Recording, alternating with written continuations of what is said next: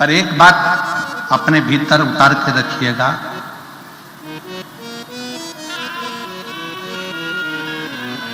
लूटने वालों ने भले लूट लिया हो, पर आज वापिस मेरा सोमनाथ महादेव ऐसे ही सोने और हीरे से भरा पड़ा हुआ है। फिर वापिस वैसा थी वैसा।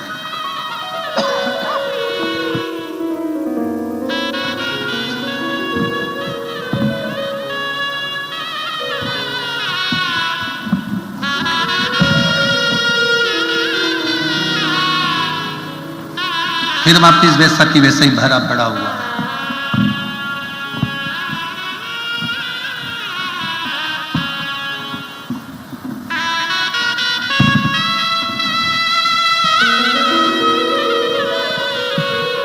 जहां शिव है, जहां शंकर है, वहां वैभव की कभी कमी नहीं। कभी आपने अंदाजा लगाया कि जगत गुरु शंकराचार्य जी ने 4 पीठ का निर्माण करा और चारों पीठों पर शंकर भगवान को स्थापित करा। सोमनाथ, केदारनाथ, रामेश्वरम।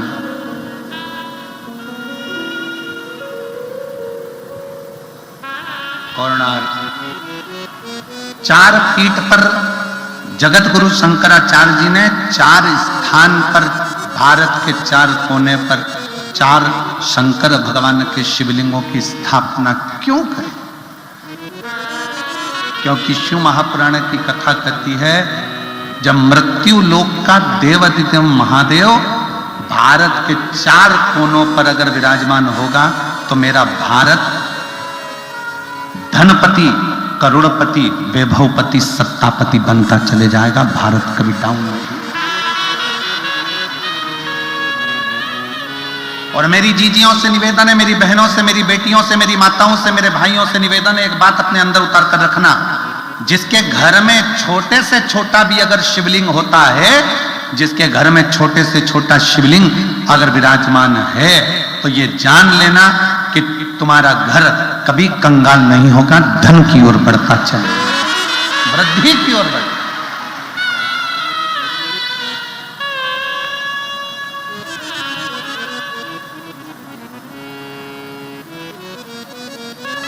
वैभव की ओर बढ़ता है। मोहम्मद गजनवी ने अपने सैनिकों को भेजा, जाओ तैयारी करो सोमनाथ की। एक राजपूत राजा, उसको मालूम पड़ गया, जितनी सेना आई सारी सेना को खदेड़ भगाया।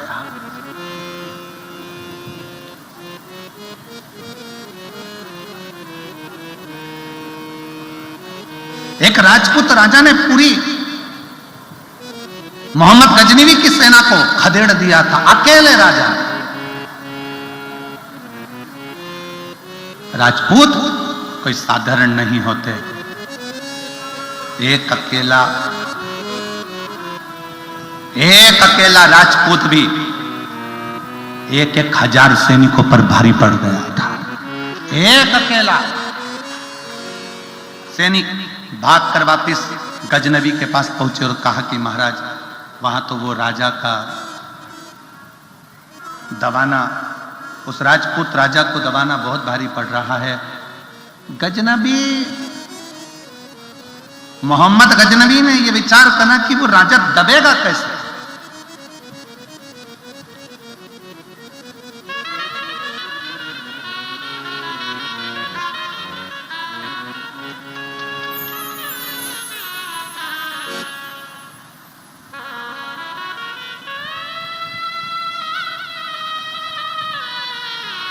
भारत की 3 चीजें बड़ी प्रबल है। भारत की 3 चीजें बड़ी प्रबल है, यह गजनवी भी जानता था। पहले नंबर पर चोटी। भारत में जन्म लेने वाला सनातनी, चाहे वो ब्राह्मण हो, चाहे वो क्षत्रिय हो, चाहे वो वैश्य हो, चाहे वो शूद्र हो, सब चोटी रखते थे, मतलब हम एकजुट रहते थे। गजनवी को समझ में आ गया कि भारत में 3 चीजें भारी है। पहले नंबर पर चोटी, दूसरे नंबर पर रोटी।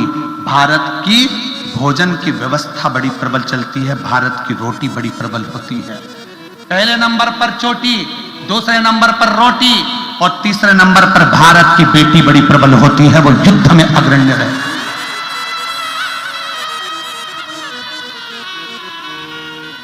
वो युद्ध में अग्रण्य रहती है। गजनबी ने खबर पहुंचाई सैनिकों के द्वारा, भारत की भूमि से चोटी, रोटी और बेटी तीनों को समाप्त करने का प्रयास करो, इन तीनों को अपना बनाने का प्रयास करो।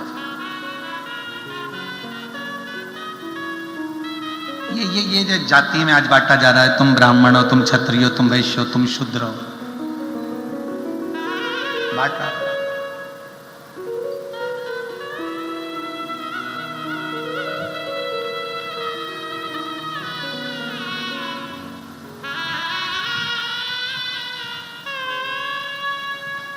पहले के जमाने में ब्राह्मण भी चोटी रखता था, क्षत्रिय भी चोटी रखता था, वैश्य भी चोटी रखता था, शूद्र भी रखता था।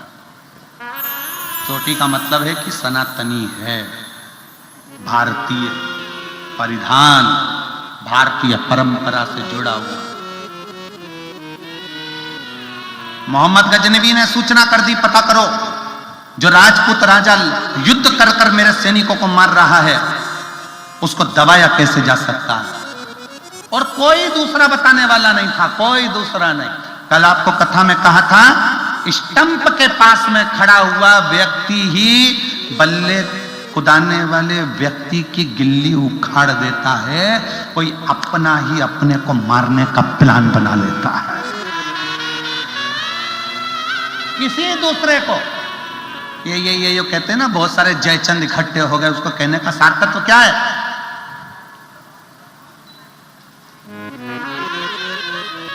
कोई अपने को चोट पहुंचाने का प्रयास करता। मोहम्मद गजनवी ने सूचना करी, पता करो राजा किससे दबेगा, राजा को दबाने के लिए किसको लाया जाए। सूचना मिली, दूत गए, सैनिक गए और सोमनाथ की धरा पर रहने लगे, रूप बदलकर, वेश बदलकर।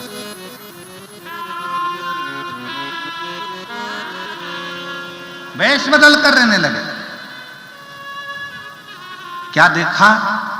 राजपूत राजा की एक लड़की है जिसका नाम है बेनी।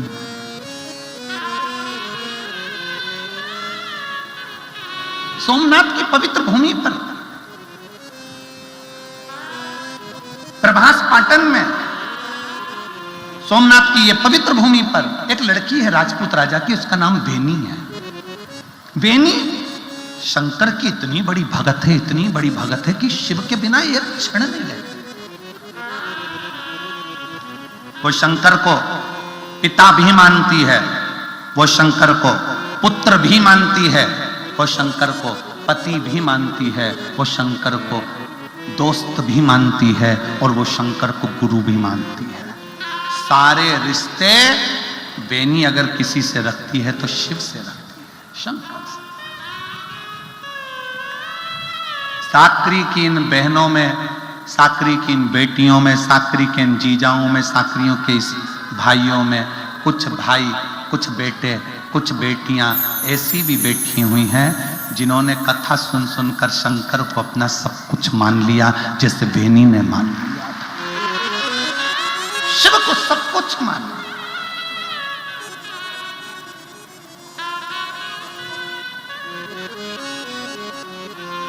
बेनी, राजपूत राजा की लड़की बेनी शंकर को पुत्र मान लेती थी, कभी कभी डांट देती थी शिव जी को। शंकर के शिवलिंग के ऊपर जल चढ़ाने जाती, फूल रखती, नीचे गिर जाता तो डांट देती, क्या है, मैंने फूल रखा है ना आपके ऊपर, रखे रहने दो, बार बार नहीं गिराना। फूल गिरता नहीं था। कभी कभी बेनी शंकर को पिता मान लेती, गले लग लेती शिवलिंग। कभी कभी बेनी अपना गाल रखकर शंकर की जलाधारी पर लेट जाती, शिव को पास रखकर।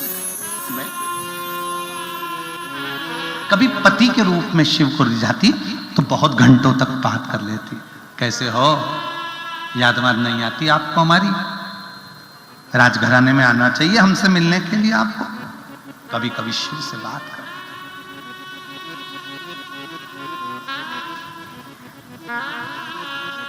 खबर पहुंची मोहम्मद गजनवी के पास, राजा की एक लड़की है, राजपूत राजा की, जिसका नाम बेनी है, बहुत सुंदर है, पर मुझे लगता है थोड़ी सी पागल है। क्यों? एक शंकर के शिवालय में शंकर से झगड़ा भी करती है, प्रेम भी करती है, लड़ती भी है और उसके साथ रहती भी है, पत्थर के शिवलिंग के साथ। हाँ, तो फिर तो पागल। ए मेरी जीजियों, आप शंकर जी के मंदिर जाओगे, लोग आपको पागल समझेंगे। आप शंकर को एक लोटा जल चढ़ाओगे, लोग आपको पागल समझेंगे। आप शिव जी के मंदिर में झाड़ू लगाओगे, लोग आपको पागल समझेंगे। आप शंकर के मंदिर में पोछा लगाओगे, लोग आपको पागल समझेंगे। और शिव पुराण की कथा कहती है, दुनिया पागल समझे, समझने दो, उसकी दृष्टि में तुम श्रेष्ठ हो, बस उसकी दृष्टि में रहने दो।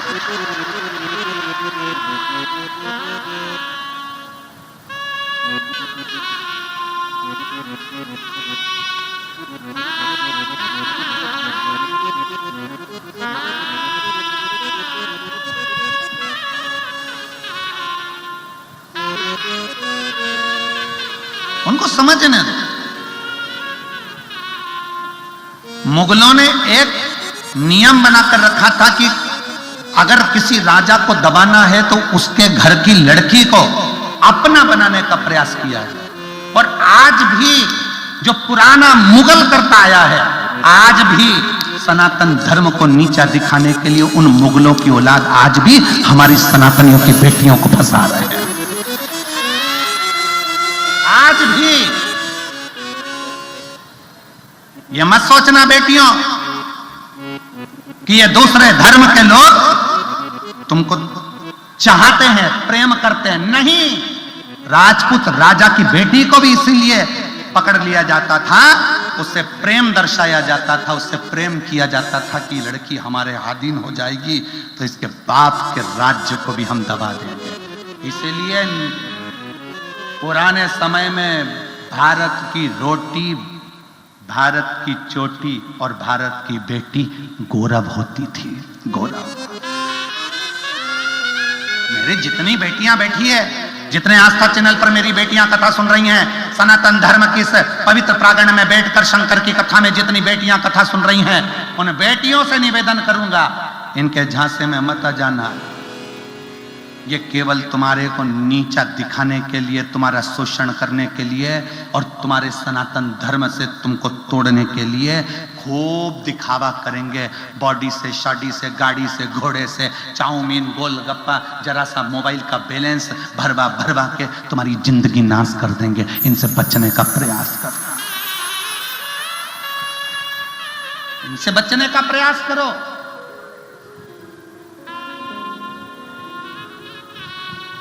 मोहम्मद गजनवी को भी यह मालूम था कि भारत की बेटी कोई साधारण नहीं है।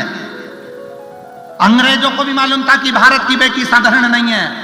वो अहिल्याबाई बनकर टूट पड़ती है तो झांसी की रानी बनकर टूट पड़ती है।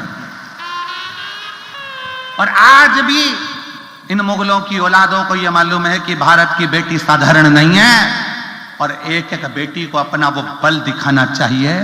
कोई तुम्हारे ऊपर आंख उठाकर देख नहीं सकता, यह किसी की सामर्थ्यता नहीं है, क्योंकि तुमने भी अपनी माता का दूध पिया है, दोनों आंख निकालने की सामर्थ्यता रखती हो।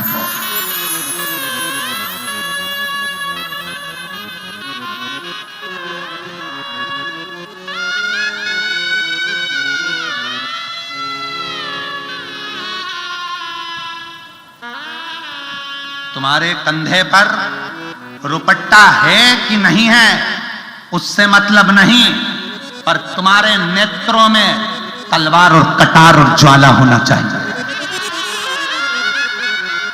तुम्हारे नयनों में कटार, ज्वाला, तलवार होना चाहिए। तुम्हारी जिह्वा पर वो कटार होना चाहिए कि किसी की सामर्थ्यता हो जाए जो हमारी ओर देखे। कौन देखे? इतना सुंदर सुंदर कहा है जीजाबाई ने छत्रपति शिवाजी महाराज को छत्रपति शिवाजी को जीजाबाई ने कितना सुंदर सुंदर कहा, कितना सुंदर सुंदर कहा। एक दिन वीर शिवाजी अपनी मां जीजाबाई से कहते हैं, मां मैं पुरुष हूं, एक बार मैं भय खा जाता हूं, पर मां तू भय नहीं खाती है, तू भय नहीं खाती है मां?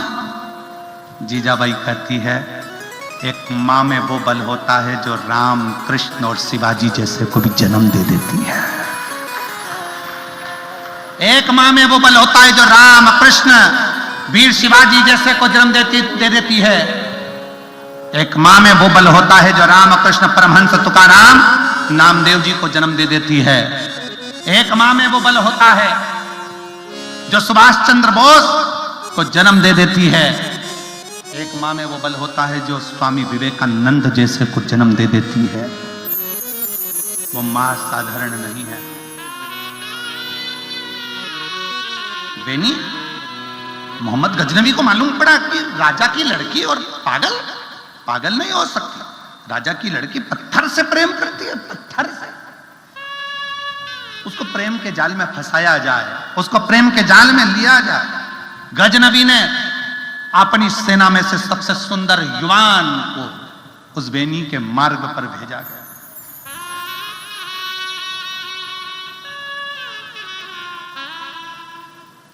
जाओ सोमनाथ तो एक बार बेनेश्वर महादेव का दर्शन जरूर कर कर आना, जो एक लड़की के नाम पर शंकर स्थापित है। एक लड़की के नाम पर। केवल ऐसे ही मत जाना कि सोमनाथ गए और दर्शन कर कर आ गए सोमनाथ जी का। जाओ, दर्शन करो, ज्ञान लो कि ये भूमि कैसी है, शंकर के शिवलिंग का क्या प्रताप है।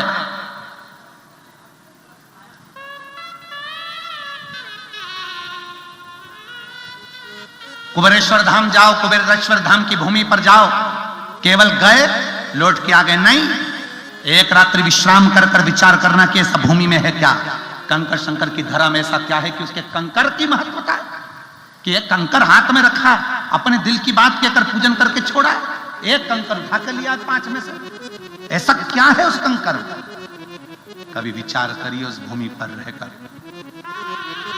सारे तीर्थ होकर आइए और बाद में आखिरी में एक बार कुबेरेश्वर धाम की भूमि पर जरा जाकर देखना, वहां पर रहकर देखना कि वहां की जो तेज है, वहां का जो आनंद है, वहां का जो बल है, कितना प्रबल है।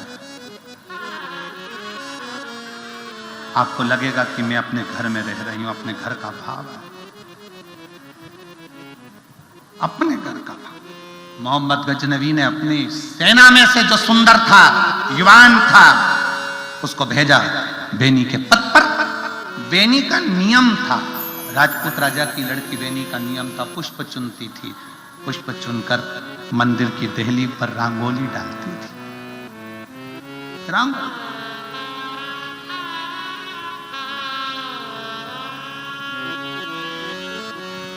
जैसे ये हम आते हैं व्यासपीठ पर, तो यहां से लेकर वहां तक कोई बहन, कोई भाई फूलों की रंगोली डाल देता।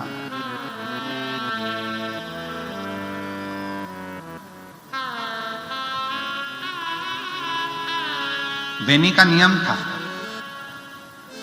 शंकर भगवान के मंदिर के मार्ग पर पुष्प की रंगोली डाल देते। पुष्प की रंगोली, उसकी सहेलियां, उसकी सखियां साथ में सेवा करती थी, पुष्प की पंखड़ियां बिखेरती थी, देती डालती। मोहम्मद गजनवी के द्वारा भेजा गया एक युवान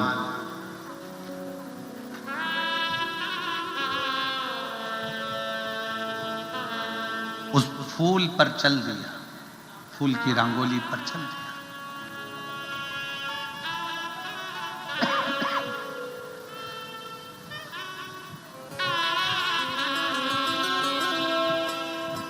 जैसी फूल की रंगोली पर उस मोहम्मद ने, गजनवी के उस युवान ने पांव रखा, एक सखी ने देख लिया और देखकर बेनी से कहा, बेनी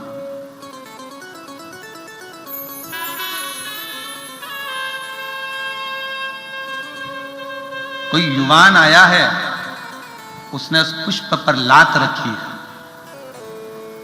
बड़ा सुंदर है, बड़ा सुंदर है, मस्तक पर तिलक भी लगा रखा है। एक सनातनी की बेटी को अपना बनाने के लिए कितनी कितनी चाल चली जाती है, जरा समझने का प्रयास करिएगा। तिलक भी लगाया, चोटी भी बढ़ाई, शरीर के वस्त्र भी धारण करे वैसे ही।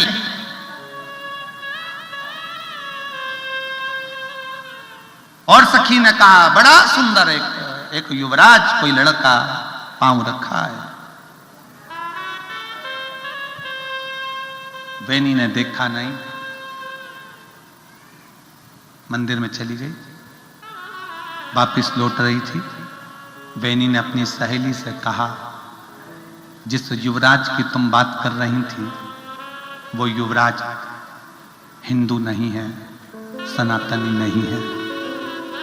वो युवराज हिंदू नहीं, सनातनी नहीं है, वो मोहम्मद गजनबी का भेजा हुआ कोई विधर्मी है।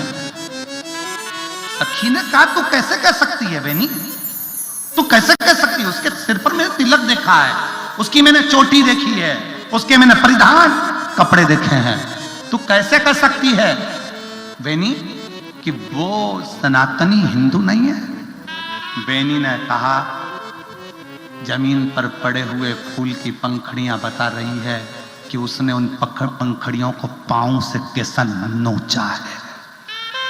हमारा सनातनी फूल पर भी पांव रखकर चलता है तो ये सोचकर चलता है कि इस फूल में भी परमात्मा बसता है। हमारा सनातनी अगर फूल पर पांव रखकर भी चलता है तो ये मानकर चलता है कि फूल में भी परमात्मा बसता है, और वो फूल की पंखड़ियां बता रही है कि उन पंखड़ियों को भी मचला गया है। सखी इतना तो सुन रही थी, कटार हेड़ी पास में से अपनी दोनों नेत्रों में उसने कटार चुभोली। बेनी की सहेली ने, बेनी की सखी ने कटार निकालकर अपनी आंखों में चुभोली। बेनी ने रोका, सखी रोक क्या कर रही है? मैं पहचान नहीं पाई कि ये मेरा अपना नहीं था सखी, मैं जान नहीं पाई। ए मेरे भारत की बेटियों, ए मेरे सनातन धर्म की बेटियों, याद रखना अगर गलत लोगों के साथ जाने से अच्छा है कि इन आंखों को तो निपटा देना, फोड़ देना। इन गलत लोगों के साथ कभी ना जाना।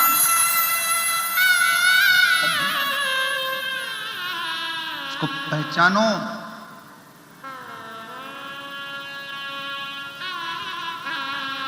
मैं आज के युवान बेटियों से भी कहूंगा और आज के युवान बेटाओं से भी कहूंगा, मेरे बेटाओं, तुम्हारी जवानी दारू की दुकान पर नहीं निकलना चाहिए, तुम्हारी जवानी अच्छे कर्म में निकलना चाहिए। मेरे बेटाओं, तुम्हारी माता पिता ने तुम्हें पाल पोस कर बड़ा करा है, तुम्हें युवान बनाया, 21 साल 22 साल पढ़ाने के लिए पुणे, नांदेड़, मुंबई, नासिक, ना जाने कहां कहां भेजा है। उस बाप और माँ ने कितनी लालसा रखी है कि मेरा बेटा कुछ कर दिखाएगा, पर मालूम पड़े वही बेटा 31 पर जब दारू की दुकान के सामने लाइन लगा कर खड़ा रहता है तो उस माँ और बाप से पूछो कि उसकी दशा क्या होती होगी। इस शरीर को लगाओ, आप अच्छी जगह पर लगाने का प्रयास करो। तुम्हारे शरीर में ज्यादा बल है तो राष्ट्र में लगाइए, गौ रक्षा में लगाइए, सनातन रक्षा में लगाइए। और शरीर में अगर बल है तो अपने मोहल्ले में, अपने क्षेत्र में, अपनी कॉलोनी में कोई गलत कार्य ना होने दीजिए। तो शरीर के बल की प्रधानता, शरीर के बल की प्रधानता है। वो शरीर किस काम?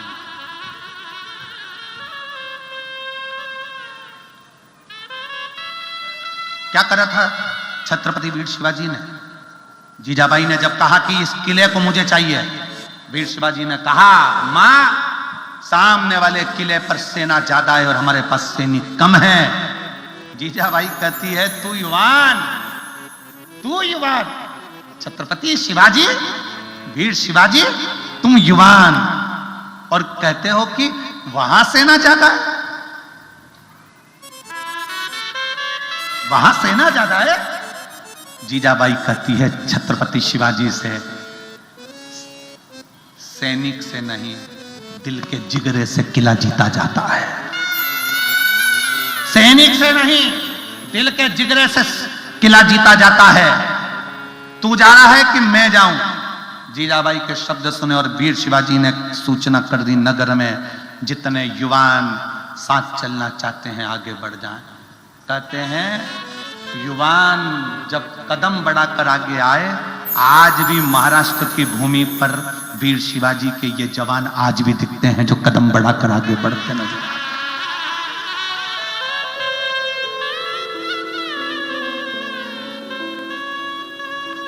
जय भवानी, जय भवानी। आज भी कदम दिखते हैं युवान बेटों के, आज भी कदम दिखते हैं युवान बेटियों के जो सामने बढ़ते हुए नजर आते हैं।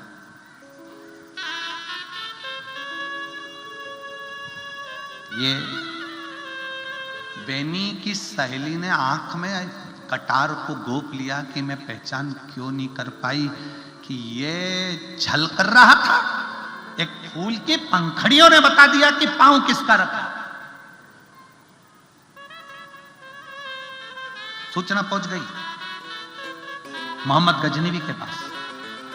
वो लड़की पागल नहीं है, वो बेनी पागल नहीं है, सुंदर चतुर विद्वान है। और जितना उसका बाप, उसका पिता राजपूत राजा जितना विद्वान है, उससे 4 गुना ज्यादा विद्वान उसकी बेटी बेनी है। मोहम्मद गजनवी ने खबर करवा दी उस बेनी को, अपना बनाने का प्रयास करो, उसको उठा ला, उठा ला उसको। राजा को तो सूचना ही नहीं कि क्या चाल चली जा रही है मेरे राज्य में।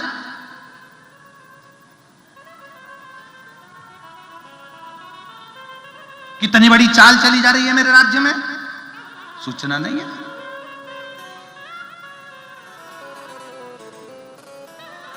बेनी की सहेली ने बता दिया आज बहुत बड़ी सेना आई है सोमनाथ में।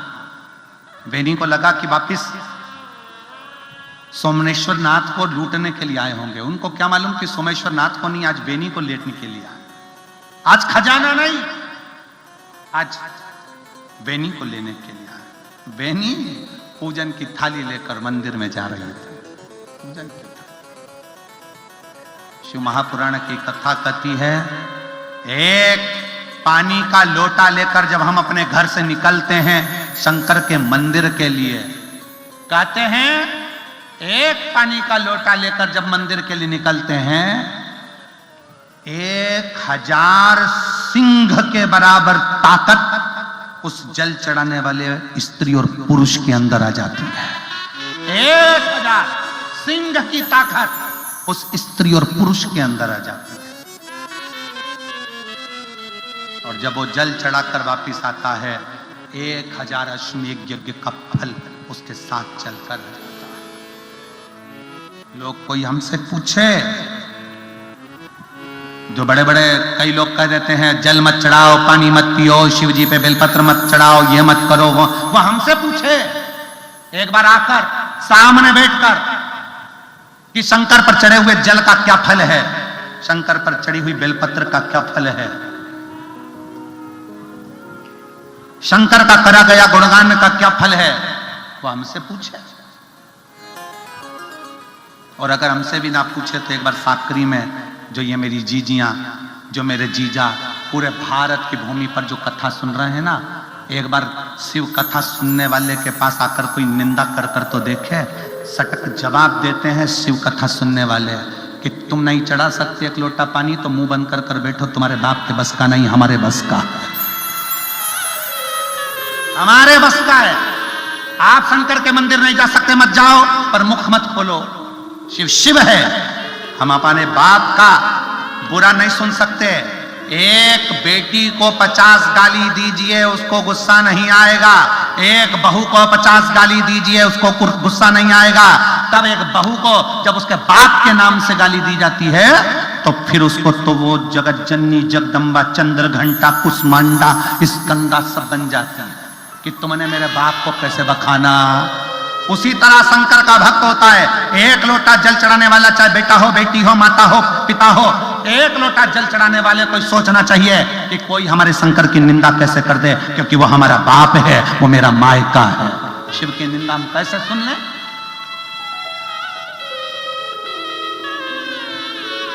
कैसे सुन ले शिव की निंदा?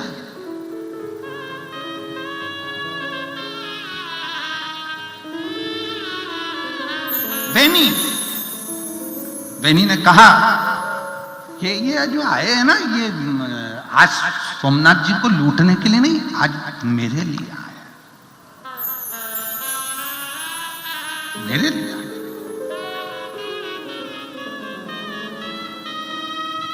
अपनी दिनचर्या में लग गई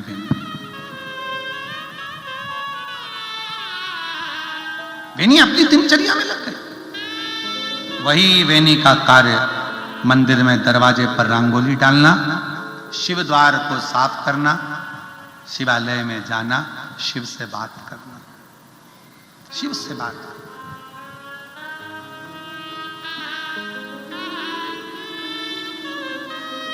और मेरे भोले तेरा सहारा है, मेरे भोले तेरा सहारा है, मेरी नैया का तू किनारा है, मेरी नैया का तू किनारा है। मेरे बाबा तुझे पुकारा है, मेरे बाबा तुझे पुकारा है, मेरी नैया का तू किनारा है, मेरी नैया का तू किनारा है। वे नहीं समझ गई, आज ये सोमनाथ जी को लूटने नहीं, आज एक बेटी को लूटने के लिए आए।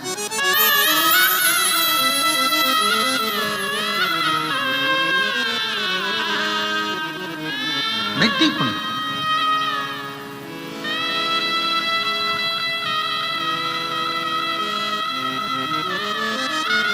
पूरे मंदिर को, शंकर के शिवालय में जहां पर बेनी पूजन करने गई थी, पूरे शिवालय को सैनिकों ने घेर लिया।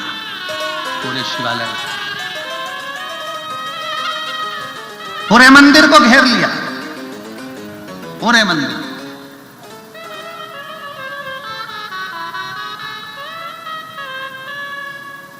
धीरे धीरे करते मंदिर के अंदर प्रवेश करने लगे। जूतों की थापों की आवाज बेनी की सहेलियों के कानों में आने लगी। कहा, बेनी सैनिक आए हैं।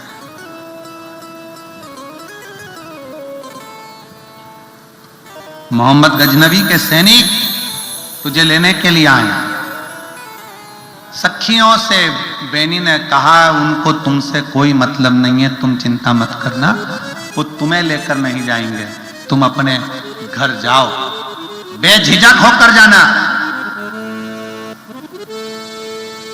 सैनिक पास आते जा रहे थे, बेनी ने अपनी सहेलियों को कह दिया, तुम जाओ, हम बाहर जाएंगे और सैनिकों ने हमको मार दिया तो चिंता मत करो, तुम्हारा बाल बांका नहीं होगा, तुम निकलो यहां से बाहर। एक एक कर कर सहेलियां बाहर निकल गईं। शिव जी का गर्भगृह, गर्भगृह में शिवलिंग और अकेली बेनी, बेनी अकेली। रोज अलग अलग तरीके से भगवान का स्नान कराती। बेनी ने आज भी शंकर के मंदिर में झाड़ू पोछा करा और शिव जी का श्रृंगार कर कर गले लगकर बैठ गई, गले लगकर। भाऊ, पिताजी, बाबुल,